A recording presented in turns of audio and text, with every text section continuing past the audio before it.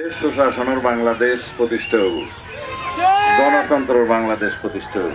বিএনপির স্থায়ী কমিটির সদস্য ও কক্সবাজার ১ চকরিয়া পেকুয়া আসনের প্রার্থী সালাউদ্দিন আহমেদ ডিসেম্বরের ৫ তারিখ শুক্রবার চকরিয়ার বিভিন্ন এলাকায় গণসংযোগ ও পথসভা করেন। এর আগে বৃহস্পতিবার তিনি পেকুয়ায় গণসংযোগে অংশ নেন।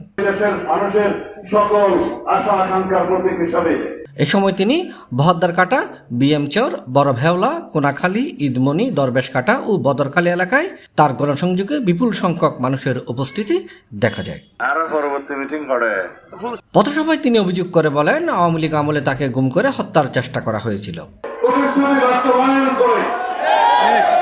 এই দেশে স্বাধীনতার দেশ, স্বাধীনতার দল হলো বাংলাদেশ জাতীয়তাবাদী দল। বাংলাদেশ জাতীয়তাবাদী দল বিএনপি হলো এই দেশের স্বাধীনতার দল, মুক্তিযোদ্ধাদের দল, এই দেশের গণতন্ত্র রক্ষা করার দল, এই দেশের উন্নয়নের দল। ইনশাআল্লাহ আগামীতে বাংলাদেশে গণতান্ত্রিক শাসন প্রতিষ্ঠা হবে, আইনের শাসন প্রতিষ্ঠা হবে, ন্যায় বিচারের শাসন প্রতিষ্ঠা হবে এবং সকলের অধিকার নিশ্চিত করা হবে।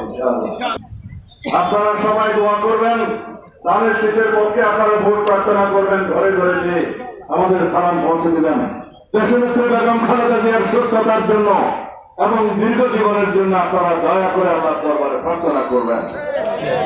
তিনি আমাদের বাংলাদেশের ঐক্যের প্রতীক, এদেশের স্বাধীনতা, সার্বভৌমত্ব এবং গণতন্ত্রের রক্ষা খবর।